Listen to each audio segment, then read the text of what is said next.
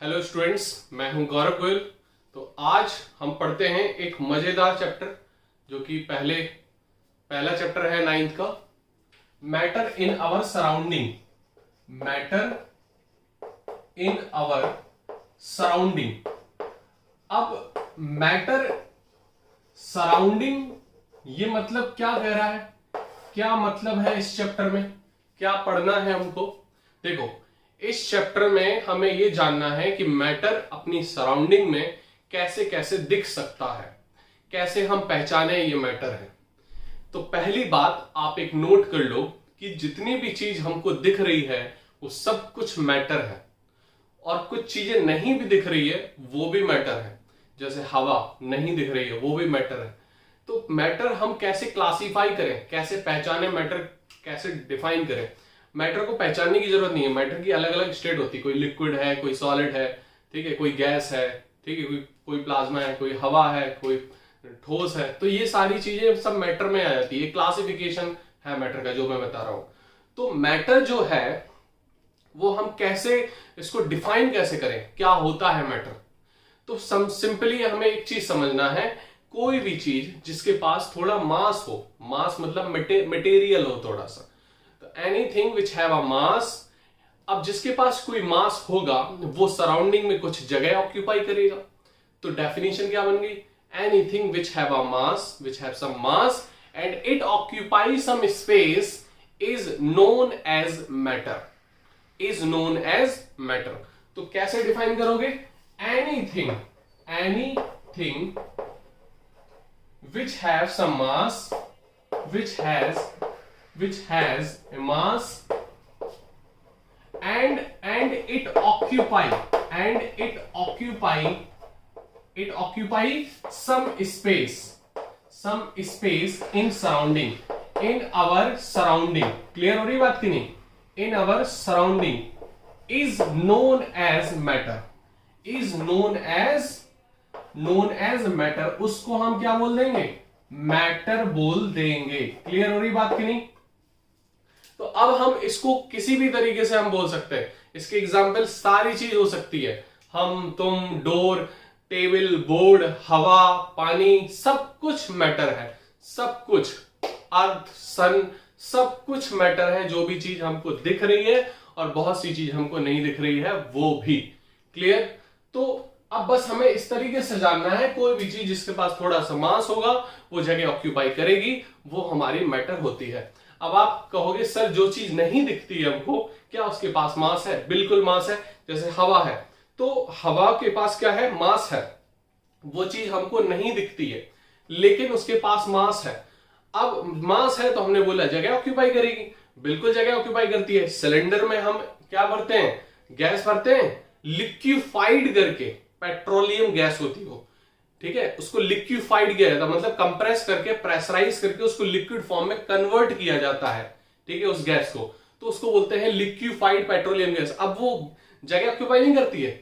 हम बैलून की बात कर लें तो बैलून में हम जब हवा भरते हैं तो वो बैलून का शेप जगह ऑक्यूपाई नहीं कर रहा है, गैस बिल्कुल कर रहा है। तो उसके बाद मास है, जब ये ऑक्यूपाई करेगी। ऑक्सीजन है, वो हमको नहीं दिखती लेकिन ऑक्सीजन का जो अगर मास देखें तो उसका O2 का मास हमारा आ जाता है 32, ठीक है, उसका 32 ग्राम आता है O2 का, ठीक है। तो हम, इनके पास मास होता है। बस ये तुम्हें समझना है एक चीज, anything which have some mass it definitely occupy some space is known as matter.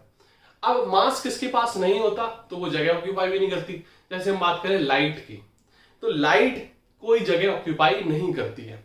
Light आती है, रिफ्लेक्ट हो जाती है, या फिर आर पार निकल जाती है, या फिर एब्जॉर्ब हो जाती है। लाइट हमारी कोई जगह ऑक्यूपाई नहीं करती है, क्योंकि लाइट का पार्टिकल होता है फोटोन, जो कि मासलेस पार्टिकल होता है। उसके पास कोई भी मास नहीं होता। इतनी बात आपको समझनी है। तो anything which have some mass it definitely occupy some space is known as matter. अब इसमें एक थोड़ी सी मॉडर्नाइजेशन, एक नई डेफिनेशन आई है इसमें। उसमें करेक्शन क्या है, आप ये भी बोल सकते हो ये बिल्कुल करेक्ट है, आप ये भी आंसर लिख सकते हो, लेकिन एक चीज और समझने की है। अब कोई भी चीज जिसके पास मास है वो जगह ऑक्यूपाई कर रही है तो वो कहीं ना कहीं रुकावट डालेगी। अब जगह ऑक्यूपाई कर ली उसने स्पेस में, तो रुकावट डालेगी ना।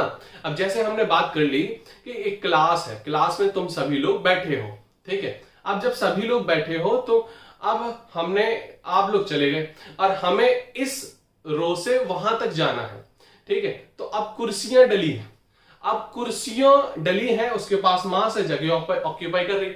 अगर कुर्सियां नहीं डली होती तो हम सीधे चले जाते। अब कुर्सियां डली है तो हमें उसको हटाने में टाइम लग रहा, मेहनत लग रही, एनर्जी लग रही।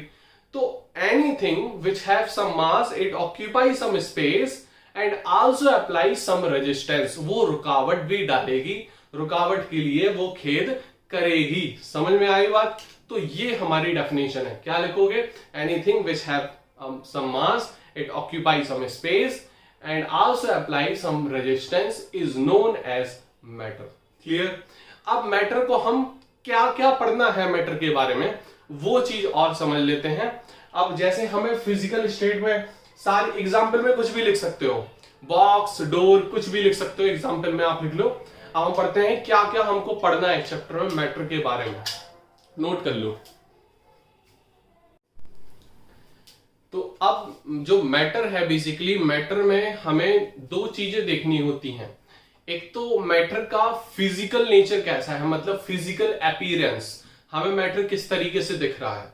जैसे हम आपको सॉलिड फॉर्म में दिख रहे हैं, एक डेफिनेट स्ट्रक्चर है हमारा, ठीक है। ऐसा नहीं हमारा शेप बदल रहा हो, ऐसा कुछ नहीं। तो मतलब कुछ लिक्विड जो है वो किसी भी शेप में हम डाल सकते हैं। जैसे पानी है तो उसमें ग्लास में डालना है, ग्लास का शेप ले लेगा, ठीक है। बॉटल में डालना है, बॉटल का शेप ले लेगा। तो लिक्विड कहीं भी किसी का भी शेप ले लेता। तो हम उसके बेसिस बता रहे हैं कि फिजिकली अपीयरेंस के बेसिस पे मैटर फिजिकल क्लासिफाइड होते हैं। अगर हम उसकी केमिकल नेचर की बेसिस पे बात करें तो वो केमिकली क्लासिफाइड होते हैं। मतलब वो प्योर है केमिकली में या इम्प्योर है। तो प्योर में एलिमेंट्स, कंपाउंड्स आ जाते हैं, ये प्योर फॉर्म होते हैं।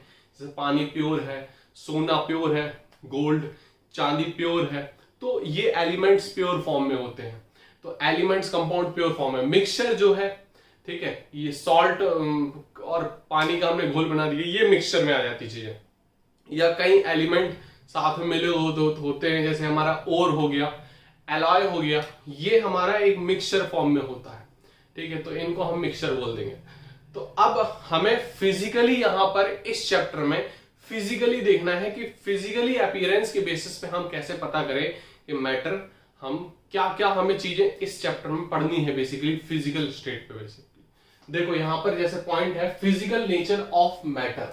तो फिजिकल स्टेट ऑफ मैटर में, नेचर में हमें बेसिकली देखना क्या है। पहला पॉइंट है matter is made up of particles. तो मैटर बिल्कुल पार्टिकल्स से मिलकर बना है, तो वो पार्टिकल्स पे हमें ध्यान देना है। दूसरा, particles of matter have space between them. क्योंकि हमें फिजिकली अपीयरेंस पे ध्यान देना है तो हमें ये देखना है कि उनमें, उनके पार्टिकल्स के बीच में स्पेस ज्यादा है, स्पेस कम है, कैसा है। मतलब वो अगर स्पेस कम है तो बिल्कुल टाइटली पैक्ड होंगे तो सॉलिड फॉर्म ले लेंगे। थोड़ा सा स्पेस बढ़ा देंगे तो वो बहने लगेंगे, पानी भी बन सकते हैं, लिक्विड भी बन सकते हो। ज्यादा गैप हो गया तब भी बहने लगेंगे तो हवा बन सकते हैं, गैस बन सकते हैं। तो हमें इन चीजों पे थोड़ा ध्यान देना है, ठीक है। दूसरा पॉइंट क्लियर हो गया, particles of matter have space between them. तीसरा point, particles of matter move continuously. अब मूवमेंट कैसा है उनके बीच में, किस तरीके से मूव कर रहे हैं वो, ठीक है। जिस तरीके से लिक्विड के पार्टिकल्स हमारे मूव करते हैं, गैसेस के और तेज मूव करते हैं, उनमें काइनेटिक एनर्जी बहुत ज्यादा होती है। अगर उन्हें फूंक मारा तो फूंक, अब सॉलिड में फूंक मारो तो वो थोड़ी ना उड़ जाएगा, लेकिन गैस के पार्टिकल्स उड़ जाते हैं तो वो कंटिन्यूअसली मूव कर सकते हैं। तो ये हमें मूवमेंट भी देखना है। चौथा पॉइंट है particles of matter attract each other.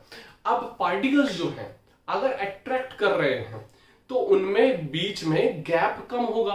मतलब पार्टिकल्स आपस में कॉम्बाइन अच्छी तरीके से पैक्ट हो सकते हैं अगर अट्रैक्शन है। अगर अट्रैक्शन नहीं है तो वो फिर गैसियस फॉर्म में होंगे, दूर दूर होंगे। वो देखो दो टाइप के ही फोर्स होते हैं अगर हम देखें, एक तो अट्रैक्शन और रिपल्सन। तो अगर अट्रैक्शन नहीं है तो रिपल्शन होगा वहां पर। तो ये चीजें हमें थोड़ा सा देखनी है। Particles of matter are very small. बिल्कुल ये चीज हमें देखनी है कि पार्टिकल्स जो होते हैं मैटर के वो बहुत स्मॉल होते हैं। जैसे एटम भी हो सकता है, ठीक है, मॉलिक्यूल भी हो सकता है, तो ये चीज हमें देखनी है। तो एटम तो हमें नेक्ड आई से नहीं दिखता है, मॉलिक्यूल्स भी नहीं दिखता है हमको नेक्ड आई से। तो ये चीजें हमें थोड़ा सा यहाँ पर समझनी है। और अब हम देखेंगे कि कितने टाइप्स के हमें फिजिकल स्टेट मिल सकते हैं, मतलब किस किस तरीके से हम देख सकते हैं कि ये भी मैटर है, ये भी मैटर है, मतलब अलग अलग तरीके से वो दिख सकते हैं। तो उनको हम एक बार देख लेते हैं। इसको नोट कर लो जल्दी फटाफट।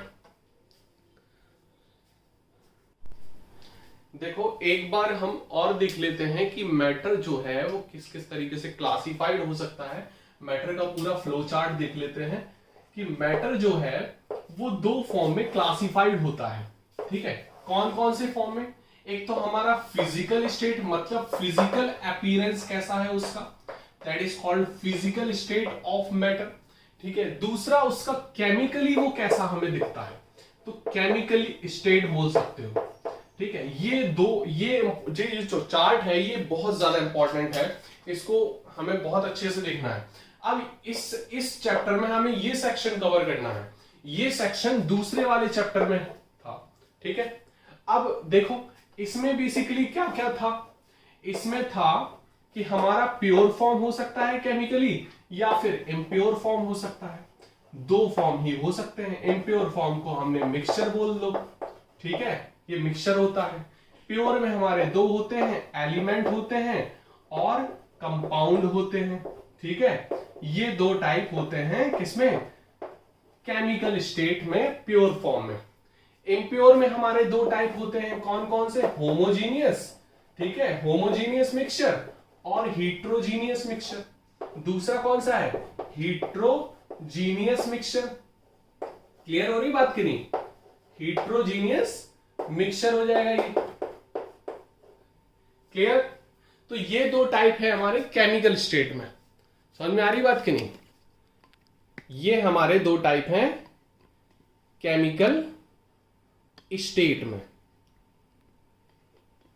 अब जो है फिजिकल स्टेट में हमारे कौन कौन से हैं, देखो अब पूरा कवर हो रहा होगा। अब देखो फिजिकल स्टेट में हमारे कौन कौन से टाइप हैं। सॉलिड कैसा दिखता है, सॉलिड दिखता है मैटर हमको। और हमको कैसा दिख सकता है, लिक्विड स्टेट में भी दिख सकता है हमको। ये फिजिकली है पूरा, ये हमें देखने से पता नहीं चला सकते हम इसको हमें टेस्टिंग करनी पड़ेगी इसकी। इसमें हम देखते ही पता चला सकते हैं। तो सॉलिड हो सकता है, लिक्विड हो सकता है, गैसियस हो सकता है, गैसियस फॉर्म में, गैसियस स्टेट।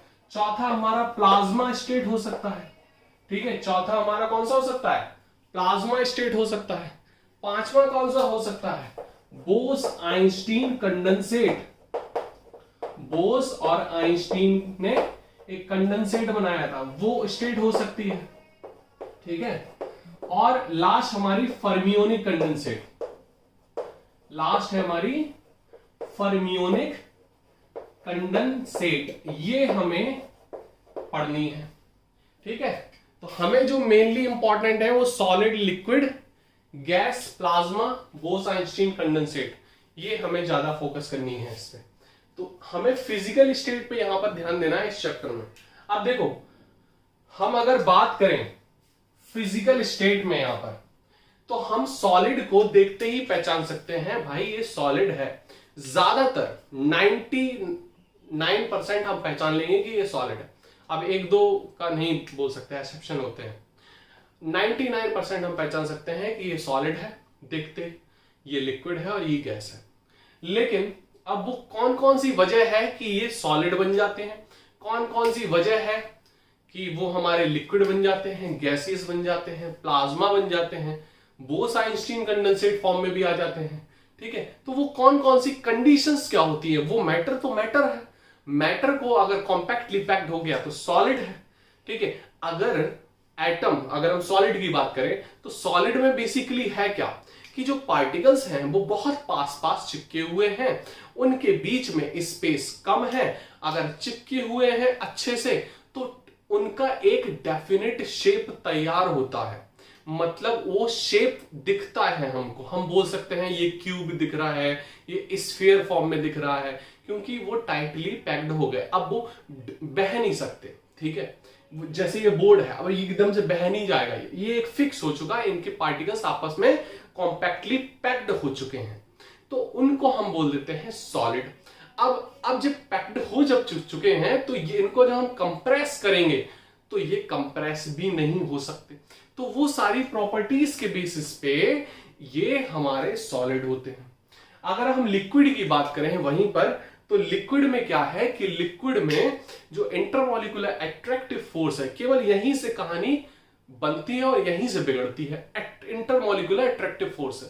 तो जब इंटरमॉलिक्यूलर, इंटर मतलब दो पार्टिकल्स के बीच में, इंटरमॉलिक्यूलर अट्रैक्टिव फोर्स, दो पार्टिकल्स के बीच में, दो मॉलिक्यूल के बीच में अगर अट्रैक्टिव फोर्स कम है सॉलिड के कंपेयर में तो वो लिक्विड हो जाता है, ज्यादा कम है तो गैस हो जाता है। तो वहीं से कहानी चीजें बदल जाती हैं, वहीं से चीजें चेंज होना स्टार्ट कर देती हैं।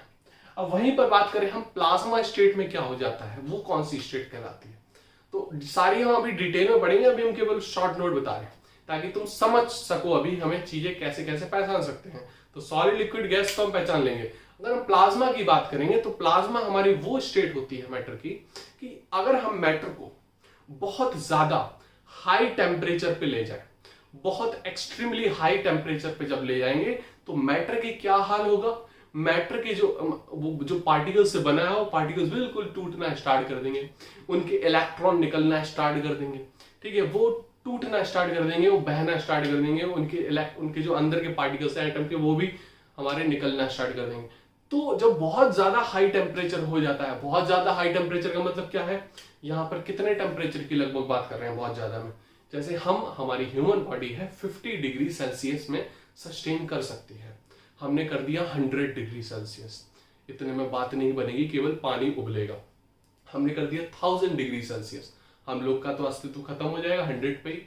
हमने कर दिया 5000 डिग्री सेल्सियस, तो 5000 डिग्री सेल्सियस पे इस मैटर की, ये मटेरियल की, हम सब की वो क्या हालत होगी, वो हालत को हम प्लाज्मा बोलते हैं।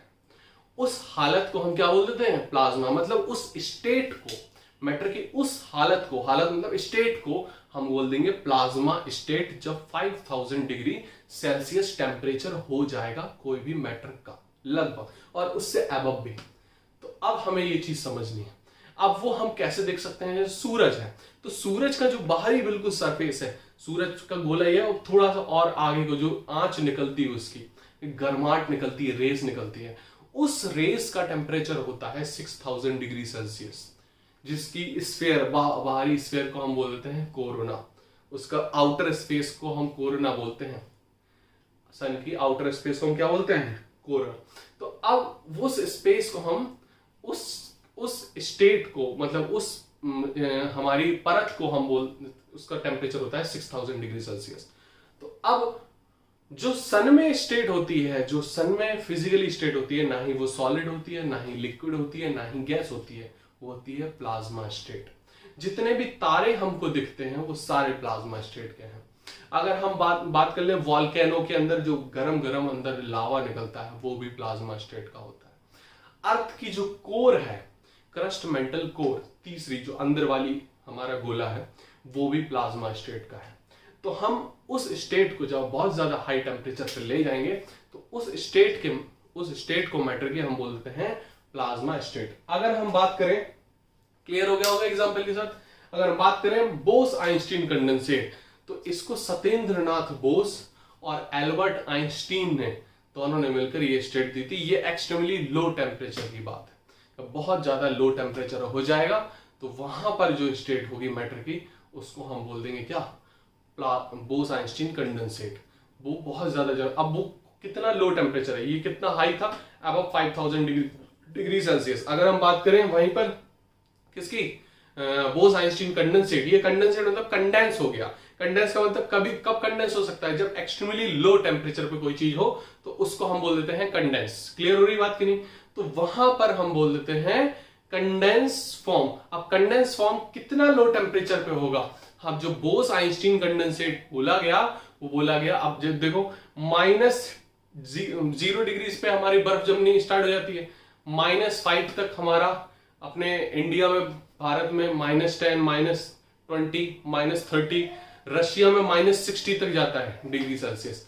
हम कर रहे हैं -100 से भी नीचे, -100 तो एग्जिस्ट नहीं करेगा। हम लोग तो सारा खून जम जाएगा, हम लोग का, हम पुतले बन जाएंगे, इसमें सब कुछ जम जाएगा -100 डिग्री सेल्सियस पे। हम -200 डिग्री सेल्सियस की बात नहीं कर रहे हैं, हम कर रहे हैं -273 डिग्री सेल्सियस की। तो उस स्टेट पर वो मैटर की कौन सी स्टेट होगी, वो होगी प्लाज्मा, ये बोस-आइंस्टीन कंडेंसेट। क्लियर हो रही बात कि नहीं? हम सारी चीज डिटेल में पढ़ेंगे, इसको नोट कर सकते हो, एक बार फ्लो चार्ट बना लो, थोड़ा सा अच्छे समझ में आ जाए। फिर हम देखते हैं solid, liquid, gas by point wise सारी चीजें। अब देखो, अब हम एक एक करके सारी स्टेट को बहुत अच्छे से समझेंगे, सारी प्रॉपर्टीज देखेंगे, हम उसकी डेफिनेशन देखेंगे। तो सबसे पहले हम देखेंगे यहां पर सॉलिड स्टेट। देखो सॉलिड स्टेट जो है वो 12th क्लास में पहला चैप्टर है केमिस्ट्री का, तो वहां पर पूरी डिटेल में तुमको समझना होगा कि कितने टाइप्स के सॉलिड्स भी होते हैं। सॉलिड्स भी कई टाइप्स के होते हैं, ठीक है। एक हमारे फेक सॉलिड्स होते हैं, एक ट्रू सॉलिड्स होते हैं, तो वो भी हमें समझना है। कुछ सॉलिड्स हमें दिखते हैं लेकिन सॉलिड होते नहीं है। जैसे हम बात करें, यहाँ पर हम एग्जांपल दे सकते हैं, जैसे ग्लास है, कांच, तो कांच सॉलिड कह सकते हैं, हमें ठोस दिखता है तो हम सॉलिड बोल सकते हैं, लेकिन वो ट्रू सॉलिड्स नहीं है। एक होते हैं फेक सॉलिड, एक होते हैं ट्रू सॉलिड्स। तो ट्रू सॉलिड हमारा बहुत अलग होते हैं, जिनके जो पार्टिकल्स होते हैं वो रेगुलर मैनर में अरेंज्ड होते हैं, उनको हम ट्रू सॉलिड्स बोल देते हैं। उनके पार्टिकल्स ऐसे हमारे पास पैक्ड हैं और कोई ऑर्डर फॉलो नहीं करते, तो वहां पर हम बोल देते हैं उनको फेक सॉलिड्स। अब देखना, कभी कांच देखोगे तो कांच विंडो पे आप पे लगा है, आप देखोगे 5-6 साल बाद या 10 साल बाद, तो कांच जो है वो बह बहकर नीचे मोटा होता जाता है परत में। अगर आप ऐसे करोगे तो वो टूट जाएगा तुरंत, ठीक है। तो वहां पर वो फ्लोइंग जो चीज है, वो फ्लोइंग आती है केवल लिक्विड में और गैस में। यह हमने आपको बता दिया था कि पानी बहता है और हवा बहती है, लेकिन कांच बह रहा है इसका मतलब वो ट्रू सॉलिड्स नहीं है, ठीक है। अभी हम पॉइंट बताएंगे ये हमारे क्या होते हैं, ठीक है। अब देखो, ये पहला जो पॉइंट है, मैटर, अगर हमें डेफिनेशन देनी है सॉलिड स्टेट की, तो पहले पॉइंट से हम डेफिनेशन बना सकते हैं कि सॉलिड्स हमारे बेसिकली क्या होते हैं। ये बोल सकते हो, matter with definite shape, boundaries and volume. तो ऐसा मैटर या the state of matter which has definite shape, boundaries and volume, मतलब जिनका फिक्स्ड शेप है। जैसे ये चॉक, ये हमारा होल्डर है, तो इसका फिक्स्ड शेप है, इसकी फिक्स्ड ये बाउंड्री है, ऊपर की लेयर इसकी बाउंड्री कहलाती है। फिक्स्ड शेप है, बाउंड्री है और फिक्स्ड वॉल्यूम है, मतलब इसके अंदर इतनी ही चौक आ सकती है, इससे ज्यादा अंदर की स्पेस ये नहीं करता। ये नहीं इसमें हम 2 चौक डाल दें अंदर, तो ये नहीं आ सकती है। तो आपको समझना है, जैसे हमारा सॉलिड है कोई, ठीक है, तो जैसे हमारा कोई चीज सॉलिड है, तो उसमें उसका वॉल्यूम कितना है, वो उतना ही है जितना वो डेफिनेट होता है, बदलता नहीं है वॉल्यूम उसका, ठीक है। तो वो हमारे होते हैं क्या, जैसे सॉलिड है, तो ये सॉलिड है, अब ये इतना ही वॉल्यूम ऑक्यूपाई करेगा। ये नहीं अब इसको जैसे इतनी हमने हवा ले ली और हमने पूरे रूम में डाल दी तो उसने पूरा वॉल्यूम ऑक्यूपाई कर लिया, नहीं। ये सॉलिड में ये खासियत है कि वो उनको मैनर आती है, वो मैनराइज होते हैं, ठीक है। तो उनका शेप भी डेफिनेट होता है, बाउंड्रीज डेफिनेट होती है और वॉल्यूम भी डेफिनेट होता है। ये इससे आप डेफिनेशन दे सकते हो, the state of matter which has definite shape, volume and fixed boundaries. अब हम दूसरी बात करें तो density of solid state is very high. आप खुद समझ सकते हो कि अगर पार्टिकल्स आपस में क्लोजली पैक्ड हैं, जब क्लोजली पैक्ड हैं, ठीक है। अब देखना, यहां पर हमने एक एग्जांपल लेते हैं, जैसे ये हमने गोला लिया और ये गोला लिया, तो यहां पर हमने 50 पार्टिकल डाल दिए अंदर इस गोले में, ठीक है। वॉल्यूम है, ये वॉल्यूम बोल सकते हो, इतनी स्पेस। अब इसमें हमने डाले केवल 10 पार्टिकल, मास सबका सेम है, इसमें हमने 50 पार्टिकल डाले, इसमें 10, तो अब मास अपॉन वॉल्यूम होता है डेंसिटी, आपको पता है, ठीक है। कितना मास इस पूरे वॉल्यूम में ऑक्यूपाई हो सकता है, तो 50 मास ज्यादा है 10 के कंपेयर में, तो mass upon volume, volume same है दोनों का, ठीक है। 5 लीटर है दोनों का। अब 50 है ये, तो 50 अपॉन 5, ये 10 आ गया, इसमें तो 10 ही है, 10 अपॉन 5 2 आ गया, तो ये 2 है, ये 10 है, तो इसकी डेंसिटी 10 आ गई, इसकी 2 आ गई। इसका हमने 50 बोला मास, इसका 10 बोला। और वॉल्यूम दोनों को 5 लीटर है। तो 50/5 कितना हो गया 10, और इसका 10 दिया था तो 10/5 इसका 2 आया, तो इसका डेंसिटी क्या होगी, कम हो गई। क्या होगी, कम। तो ये आपको समझना है कि डेंसिटी होती है मास अपॉन वॉल्यूम, और वॉल्यूम ने फिक्स कर दिया तो मास पे चीज डिपेंड होती है। मास अगर क्लोजली पैक्ड है तो वो ज्यादा मास आ जाता है, मास फैला हुआ है, बटा हुआ है, तो मास कम आएगा। तो ज्यादा मास अगर आ जाएगा तो उसकी डेंसिटी ज्यादा होती है। तो सॉलिड स्टेट की डेंसिटी बहुत ज्यादा होती है as compare to liquid and gaseous. Third point देखते हैं, they are very negligible of compressibility because of very little space between the particles. अब वही चीज हमने बोली, तो पार्टिकल्स आपस में क्लोजली पैक्ड होंगे अच्छे से तो हम उसको दबाएंगे, वो दबेंगे नहीं। उनकी कंप्रेसिबिलिटी क्या होगी, बहुत कम या ना के बराबर। ठीक है, आपने कोई पत्थर ले लिया, हम उसको दबा रहे हैं, क्या वो दबेगा, नहीं, क्योंकि उनके आपस में स्पेस ही नहीं है बीच में। अब हम स्पॉन्ज लाते हैं तो उसमें हम बैठ जाते हैं क्योंकि वो दब जाते हैं। ठीक है, हवा है, हवा को हम दबा के हम कर सकते हैं, बैलून है, बैलून को दबा देते हैं। ठीक है, तो वो दब सकते हैं। जो गैस होती है वो हाई कंप्रेसिबिलिटी शो करती है, लेकिन सॉलिड हमारे ठोस होते हैं, उन्हें कंप्रेस कैसे कर सकते हैं जब बीच में इंटरमॉलिक्यूलर, जो मॉलिक्यूल के बीच में स्पेस ही नहीं है, तो दबाएंगे कैसे, पार्टिकल्स टकराएंगे, टूट भी सकता है। ठीक है, तो ये हम देख सकते हैं। Clear, they are rigid. Rigid यहां पर चीज समझनी है, रिजिड का मतलब क्या होता है, वो ठोस होते हैं। रिजिड का सिंपल बोल सकते हो ठोस। तो ठोस वही होते हैं जिनमें स्पेस कम हो, इंटरमॉलिक्यूलर अट्रैक्टिव फोर्स ज्यादा। एक पॉइंट पे सारी चीज टिकी हुई है, अगर एक पॉइंट अगर आप देख लो, that is intermolecular force, intermolecular attractive force. अगर वो ज्यादा है तो डेफिनेट शेप, डेफिनेट वॉल्यूम सब कुछ होगा। ठीक है, डेंसिटी भी ज्यादा होगी और कंप्रेसिबिलिटी भी नहीं होगी। ठीक है, सारे पॉइंट उसी से जुड़े हैं, सारी कड़ी उसी से जुड़ी है, और वो रिजिड भी होगी। अब they are not diffuse. Diffuse का मतलब यहां पर क्या है, डिफ्यूजन जानते हो, डिफ्यूजन वो फिनोमेना होता है कि हमने कोई चीज हमने फेंकी, वो फैल गई। जैसे हमने बात की पाउडर की, तो पाउडर एकदम से फैल जाता है। हम स्प्रे करते हैं परफ्यूम का, वो फैल जाता है। तो जो गैसियस पार्टिकल्स होते हैं लगभग, या फाइनेस्ट पार्टिकल्स होते हैं जो हवा में उड़ते हैं, ठीक है, वो पार्टिकल्स डिफ्यूज हो सकते हैं, लेकिन सॉलिड डिफ्यूज नहीं होता। अगर हम इसकी बात करें, ये डिफ्यूज नहीं होगा। ठीक है, तो दे आर नॉट डिफ्यूज, ये डिफ्यूज नहीं होते हैं। देखो, अब डिफ्यूज होने के लिए बहुत सी वजह होती है। तो लाइट वेट होनी चाहिए, तो गैसियस दूर दूर होने चाहिए, पार्टिकल्स उनके बहुत अलग अलग होने चाहिए। अब पैक्ड अच्छे से हैं, उनकी एकता अच्छी है, तो डिफ्यूज क्यों होंगे, क्योंकि उनकी एकता अच्छी है। डिफ्यूज वही होती है जिनकी एकता अच्छी नहीं होती, जिनके इंटरमॉलिक्यूलर अट्रैक्टिव फोर्स वीक होता है, जिन्हें होता ही नहीं है, वो ही डिफ्यूजन शो करते हैं। तो यहां पर चीजें आपको समझनी होगी। हाई मेल्टिंग पॉइंट, अब जब ठोस होंगे, एक फिक्स्ड होगा सारी चीजें, तो मेल्टिंग पॉइंट ऑब्वियस ज्यादा होगा। मेल्टिंग पॉइंट तो ज्यादा होना ही होना है। मेल्टिंग पॉइंट उसका ज्यादा होता है जिनमें एकता अच्छी है, पार्टिकल्स आपस में क्लोजली पैक्ड है, तो उसमें हीट ज्यादा लगेगी, उनको पिघलाने में हीट ज्यादा लगेगी, उनकी वो एकता तोड़ने के लिए हीट ज्यादा लगेगी। अब हीट ज्यादा लगेगी तभी वो मेल्ट हो पाएंगे, तो इनका मेल्टिंग पॉइंट ज्यादा होता है। अगर एकता कम है, वीक है, थोड़ी सी हीट दो, टूट गए, है ना। तो ये चीज हमें देखनी है। यहां पर स्ट्रॉन्ग अट्रैक्टिव फोर्स के कारण इनका हाई मेल्टिंग पॉइंट होता है। अगर हम बात करें सम सॉलिड गेट सब्लाइम, कुछ जो सॉलिड होते हैं वो सब्लाइम भी हो जाते हैं। सब्लाइम का मतलब होता है एक स्टेट होती है जहां पर फेस चेंज की, तो सॉलिड से डायरेक्ट गैस में बदलना, उसको बोलते हैं सब्लिमेशन। तो कुछ सॉलिड हमारे सब्लाइम होते हैं। जैसे हमने मेल्टिंग की बात की, तो मेल्टिंग में क्या होता है, सॉलिड से लिक्विड में चेंज होना, इट इज कॉल्ड मेल्टिंग। तो अब मेल्टिंग होते हैं, बहुत से सॉलिड्स होते हैं ज्यादातर, लेकिन कुछ जो होते हैं सॉलिड्स वो डायरेक्ट मेल्ट नहीं होते, वो डायरेक्ट गैस में कन्वर्ट हो जाते हैं। जैसे हम बात करें कपूर की, तो कपूर डायरेक्ट चेंज हो जाता है।